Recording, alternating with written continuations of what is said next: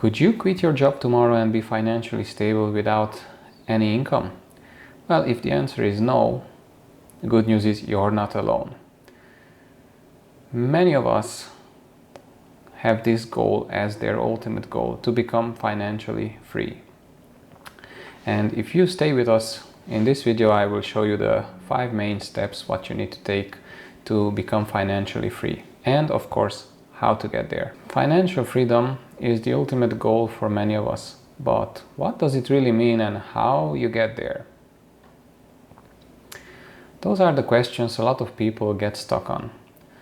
Financial freedom might seem more like a dream than anything else to many people, and the goal here is to shift that dream into reality. There are actionable steps that anyone can take to get closer and closer to financial freedom. And the bonus is, even if you don't fully achieve it, you will be in a better financial position than when you started. So what do you have to lose? Basically nothing. So why shouldn't you try it as well? Before everything, you need to know that financially free isn't as straightforward and clear-cut as you are or you're not. There are different stages along the road, and before you even get started, you need to know where exactly you are at the moment, like right now.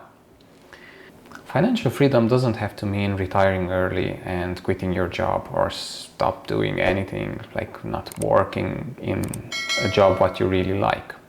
It just means that you have the independence to lead your life you want to, and without being burdened by money. Ultimately, it's about controlling your finances rather than them controlling you. How much control you have based on your goals and current situation all determine how financially free you are. So here are the stops on the road to financial freedom. The first stop is no freedom. This basically means living paycheck to paycheck with no savings or emergency fund. Second stop would be breathing room.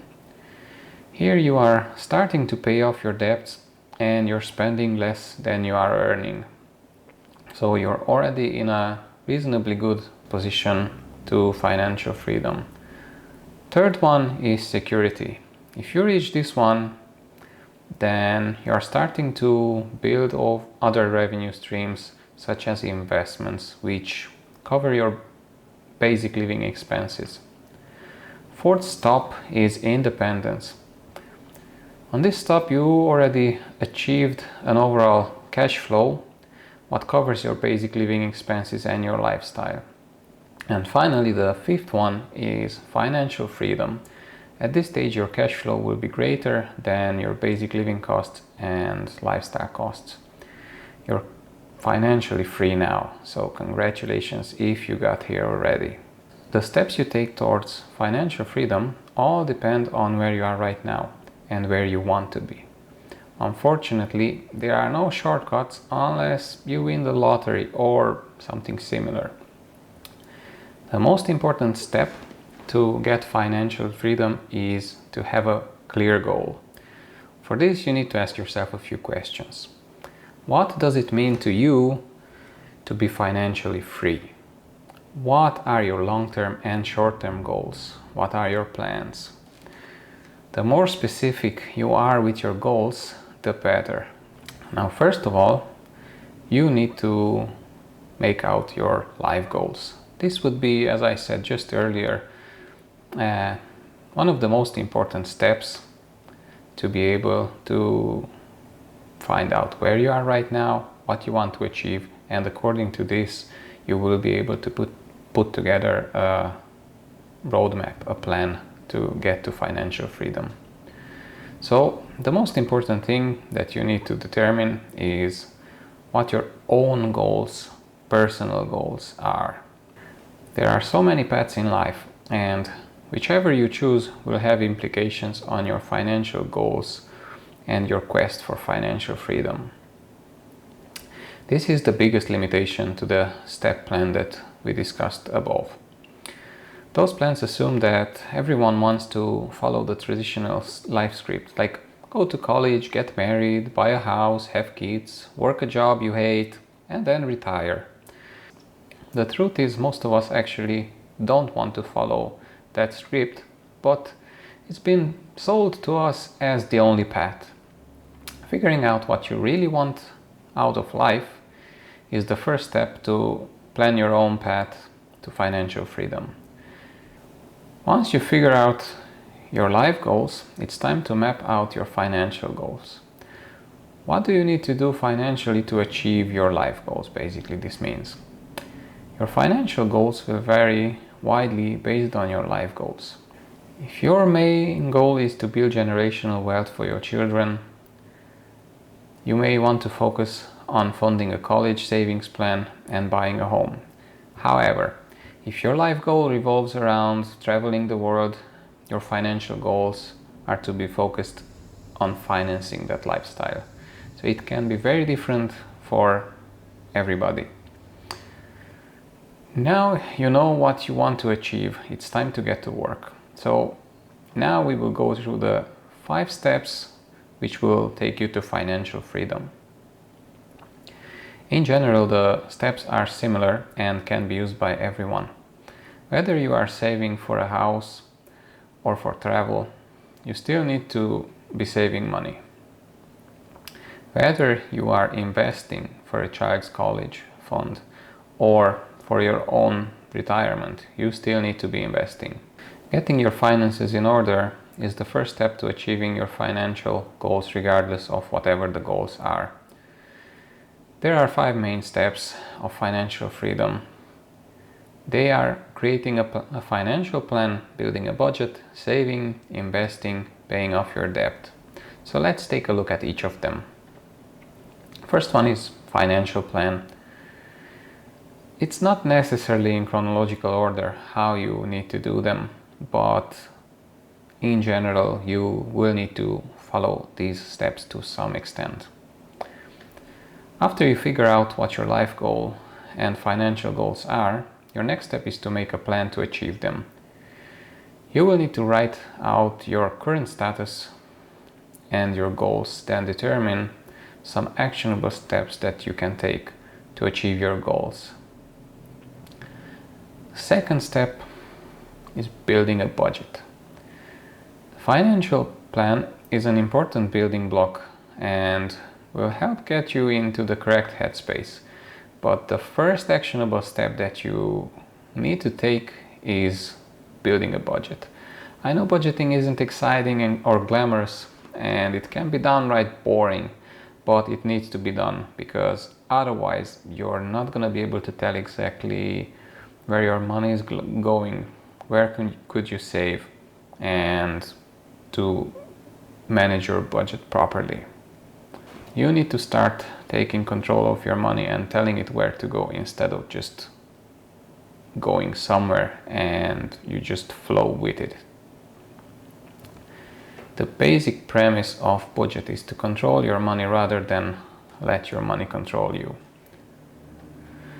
The third step is saving. So now that you are in control of your spending, it's time to start saving money. Hopefully, you've identified places in your budget where you are spending too much money and can cut back. There are numerous ways to save money, from saving on living expenses to saving at the grocery store or other expenses what you feel comfortable cutting back on in order to achieve your goal. You can use the money what you saved for a variety of things. You can add more money into your emergency fund, or you can use it to start working on the other 2 steps of financial freedom. Now the 4th step is investing. Although saving money is great and you should definitely be funding your short-term wants and needs via savings account, it's not enough for long-term goals. As we all know, keeping your money in a saving account, it's not going to be enough, because the interest on that account, it's definitely not going to cover not even inflation or any other things. The best way to beat inflation and to ensure that you are financially prepared for any eventuality is to invest. It is preferred to invest in low-cost index funds because they offer automatic diversification and they don't take too much of your hard invested money away in fees. However, there are numerous other ways to invest. You can purchase individual stocks, real estate, commodities, and you can even invest in yourself by starting a side hustle or building a business. It's best if you diversify your investment portfolio to include a mix of different types of assets. So the fifth step is to pay off debt. Now you have saved, you invested, you're getting an income, and the fifth step is basically to become debt-free. The last step is basically to pay off all your debt, because debt really is like a ball and chain that you carry around with you. It holds you back from pursuing new opportunities because you constantly have to focus on paying what you owe. You should focus on paying off high interest rate debt, such as credit card debt, first if you can. Put the card away and promise yourself that you're not gonna use it, unless there is a real emergency and you have absolutely no other way. Next, focus on the student loan debt, if you have any, which is a huge burden to an entire generation. Apply for loan forgiveness if you can, and pay as much as you can each month. Finally, try to avoid getting into more debt. Work to build good credit before applying for a mortgage, or avoid buying a house altogether if homeownership isn't one of your big life goals. Homeownership isn't for everyone, and if you don't want it, don't let what society thinks push you into such a huge financial decision. So, at the end, the question is, what should you do first? Well, many will tell you that you should do these things in certain order, but really, it's hard to say what's most important. One thing that most agree on is that you should try to get an emergency account first. That definitely is an important one, because if you don't have that, it can turn all your savings and hard work upside down in case of an emergency. So, next, if you have the emergency account, some experts say that you should pay off your debt, but here I have to disagree a little bit. Because, of course, it is important to pay off your debt, but if you have a significant debt build-up, then it might take you years to be able to clear that out.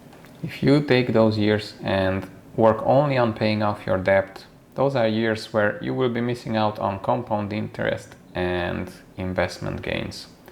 Therefore, I think you should do all three together. Yeah, so all three are important, and you should do all of them at the same time. Let's say you have $100 extra or whatever currency you're using at the end of each month, after making a minimum payment on all of your debts, investing, and even in your retirement account. So you should take that $100 and split that between saving, paying off debt, and non-retirement investment accounts. Since you already have a basic emergency account, let's say $1,000 minimum, you can put the smallest amount there. Even small amount like $10 a month, it's better than nothing, because a small growth is still a growth. So it's still extra saving for your emergency account.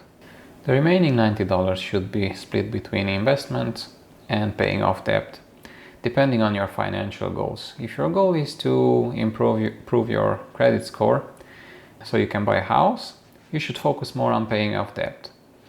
If your goal is to quit your job as soon as possible and live off investment income, then you should focus more on building up your non-retirement investment account. So it's up to you and your situation. You can choose whichever one you prefer, but I would say work on all three rather than just one at a time. So with these 5 steps, when you're done with your debt, have some savings, have some investments, you basically need to work on it as long as you can support yourself and live completely off your expenses. After that, it's up to you what you want to do. You can quit your job or you can continue. You can start your own business or just live off your investment. It's entirely up to what you want to do and your goals. The main thing is to be able to achieve this.